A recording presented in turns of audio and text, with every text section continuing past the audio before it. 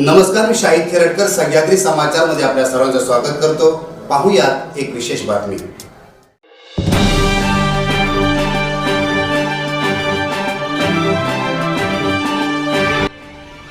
ज्येष्ठ साहित्यिक प्राध्यापक डॉक्टर बाळासाहेब लबडे यांना स्वामी विवेकानंद स्मृती साहित्य रत्न पुरस्कार प्रदान।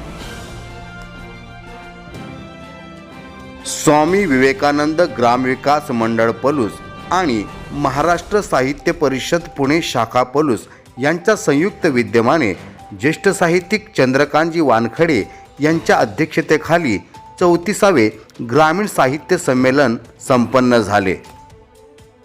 या संमेलनामध्ये महाराष्ट्रातील नामवंत साहित्यिकांच्या विविध कलाकृतींना साहित्य पुरस्कारांनी सन्मानित करण्यात आले।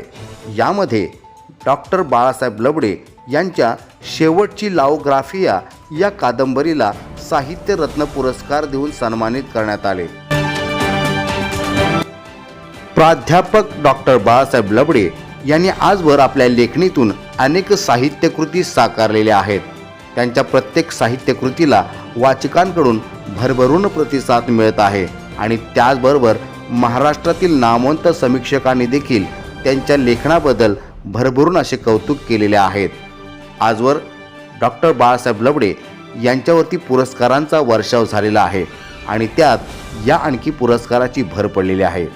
त्यांना प्राप्त झालेल्या या पुरस्काराबद्दल त्यांच्या शुभचिंतकांच्या वतीने आणि मित्रपरिवाराच्या वतीने तसेच साहित्य विश्वातून कौतुकांचा वर्षाव होत आहे। या प्रसंगी ज्येष्ठ कादंबरीकार श्रीकांतजी पाटील, त्याचबरोबर ज्येष्ठ कादंबरीकार दिबा पाटील यांनी देखील प्रमुख अतिथी म्हणून उपस्थिती दर्शवली। पाहुयात बाळासाहेब लबडे यांचं या प्रसंगीचं मनोगत।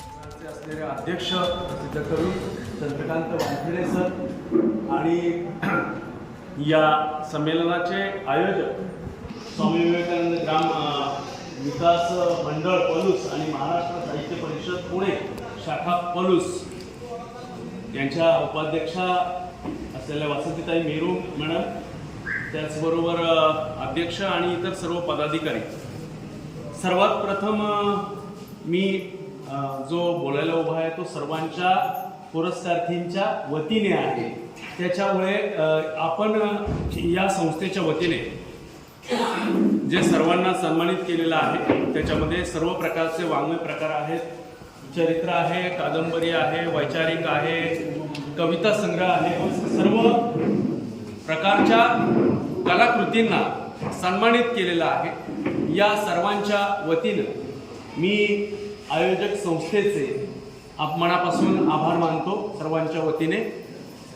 काय की सर्वात महत्त्वाची गोष्ट असते की पुरस्कार देणाऱ्याची भावना काय आहे हे सगळ्यात महत्त्वाची गोष्ट आहे। कारण की साहित्य पुरस्कार मिळवण्यासाठी अनेक प्रकारचं राजकारण करून, दीर्घकालीन राजकारण करून तो पुरस्कार मिळवल्यानंतर एखाद्या लेखकाला मिळणारा आनंद आणि दुःख हे त्यालाच माहिती असतं। हा एक मुद्दा आहे। कारण की आणि सहज आणि उत्स्फूर्त चांगल्या मनाने एखाद्या संस्थेने दिलेला जो पुरस्कार असतो तो लाख मोलाचा असतो आणि त्याची किंमत जी आहे त्याची किंमत ही कशामध्येही करता येत नाही। ना रकमेमध्ये करता येत, ना सन्मान चिन्हामध्ये करता येत, ना मीडियामध्ये करता येत। आणि त्यामुळे मला असं वाटतं की या संस्थेने जो आम्हाला दिलेला पुरस्कार आहे त्याच्या मागची जी भावना आहे ती भावना उदात्त स्वरूपाची भावना आहे आणि निर्मळ स्वरूपाची भावना आहे। त्यामुळे मी सर्वात प्रथम या सगळ्या पुरस्कारार्थींच्या वतीने या संस्थेचं याबद्दल मी आभार मानतो की त्यांनी हे केलं की लेखक हा लिहित असतो आणि तो लिहित असताना त्याच्या कलाकृतीला मिळालेला पुरस्कार हा त्या व्यक्तीला नसतो, तर तो पुरस्कार हा कलाकृतीला दिलेला पुरस्कार असतो। कारण कलाकृतीमध्ये लेखक परकाया प्रवेश करत असतो आणि त्याच्यामध्ये तो अनेक पात्र, व्यक्तिरेखा, प्रतिमा, प्रतीक ही सगळी रेखाटत असतो आणि स्वतःला तो त्याच्यापासून अलिप्त करत असतो। आत्मचरित्र हा वाङ्मय प्रकार सोडला तर इतर सर्व वाङ्मय प्रकारांमध्ये आपल्याला हा परकाया प्रवेश जो आहे तो मोठ्या प्रमाणावरती ललित साहित्य म्हणून आपल्याला त्याच्यामध्ये आलेला दिसून येत असतो आणि त्यामुळे एका विशिष्ट प्रकारच्या मूल्यांची रुजवणूक करण्याचा प्रयत्न हा लेखक करत असतो आणि तो करत असताना त्याच्या ठिकाणी जी प्रतिभा असते त्या प्रतिभेचा आविष्कार तो करत असतो, ज्याला आपण नवोन्मेष शालिनी प्रतिभा प्रज्ञामाता असं म्हटलेलं आहे.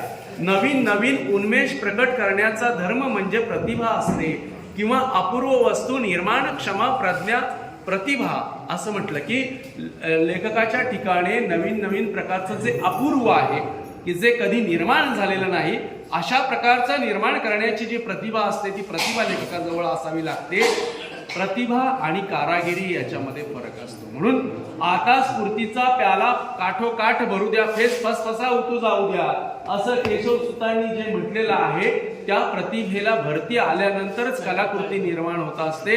आणि प्रत्येक काही जण कलाकृती निर्माण करत असतात, त्यांना पुरस्कारही मिळत असतात, पण वाचक जो वाचत असतो तो वाचक काही कुठला पुरस्कार डोळ्यासमोर घेऊन वाचक नसतो, तर तो त्या कलाकृतीमध्ये प्रवेश केल्यानंतर वाचक सुद्धा परकाया प्रवेश करून त्याच्यातील अनुभूतीचा आनंद हा घेत असतो आणि त्यावेळेस ती कलाकृती चांगली आहे की नाही हे ठरवत असतो. आणि त्या कलाकृती चांगली आहे की नाही हे वाचण्यासाठीचा जो अंगुली निर्देश असतो तो पुरस्कार करत असतो. त्यामुळे आपण या कलाकृतीकडे अंगुली निर्देश केलेला आहे की ह्या कलाकृती वाचकांनी जरूर वाचाव्यात आणि त्याच्यातील असणाऱ्या सौंदर्य अनुभूतीचा अनुभव घ्यावा, सत्यशिव सुंदर मांगल्याचा अनुभव घ्यावा, मानवतेचा अनुभव घ्यावा आणि हा संवेदनशीलतेचा जो जागर आहे तो संवेदनशीलतेचा जागर ये हृदयीची ते हृदयी घातले हृदया हृदय एक झाले. संत ज्ञानेश्वरांनी म्हटलेलं आहे, वाचे बरवे कवित्व कवित्वची बरवे रसिकत्व रसिकत्वाची बरवे परतत्व स्पर्श जैसा. हे परतत्वाला स्पर्श करणारा जो अनुभूतीचा सोहळा आहे तो त्या कलाकृतीचा अनुभव व्हावा याच्यासाठीचा हा आजचा उत्सव आहे असं मला वाटतं. आणि त्यामुळे ही एक संस्कार परंपरा आहे जी मराठीला वाचन, लेखन, मनन आणि चिंतनाच्या स्वरूपाने पुढे घेऊन जाणारी एक ज्ञान यज्ञाची आहे. की ज्ञानेश्वरीमध्ये जे पसायदान मागितलेलं आहे की आता विश्वास विकेलेले येणे वाग्यज्ञ तोषावे तोषून मत द्यावे पसायदाने. देवाचा कृपारूपी प्रसाद हा या वांग यज्ञावरती असायला पाहिजे अशा स्वरूपाची जी भावना असते तीच भावना आम्हा लेखकांची आहे की रसिकांनो वक्तृत्व होय अवधानाचा चारा, तसा वाचक हा कलाकृतीचा एक महत्वाचा असलेला धागा आहे आणि त्या कलाकृतीचा त्याने आनंद घ्यावा अशा प्रकारची इच्छा असते. मी जी माझी कलाकृती शेवटची जाओग्राफी आपण हिला सन्मानित केलेला आहे आणि महाराष्ट्रातल्या तमाम समीक्षकांचं मी या निमित्ताने आभार मानतो की डॉक्टर नागनाथ कोतापल्ले सारख्या समीक्षकांनी तिला मराठी कादंबरीच्या परिवर्तनाच्या टप्प्यावरची कादंबरी म्हटलं ती पिपिलिका मुक्तिधाम. आणि ही जी कादंबरी आहे ती कादंबरी सुद्धा अखिल भारतीय साहित्य संमेलनाचे अध्यक्ष भारत सासने सर यांनी, लक्ष्मीकांत देशमुख सर, ज्येष्ठ आंतरराष्ट्रीय अभ्यासक अनुवादक डॉक्टर दीपक बोरगावे यांनी असं म्हटलं की ही कादंबरी म्हणजे बुकरच्या तोडीची कादंबरी आहे आणि मराठीतून ती इंग्रजीमध्ये अनुवादित व्हायला पाहिजे की निश्चित स्वरूपाने तशा स्वरूपाच्या ह्याला. त्याबद्दल मी ह्या अशा अनेक मी आज सगळ्यांची नावं घेऊ इच्छित नाही, तर त्यांच्या सगळ्यांचा मी आभारी आहे. आपण या कलाकृतीला सन्मानित केलं त्याबद्दल आभारी आहे.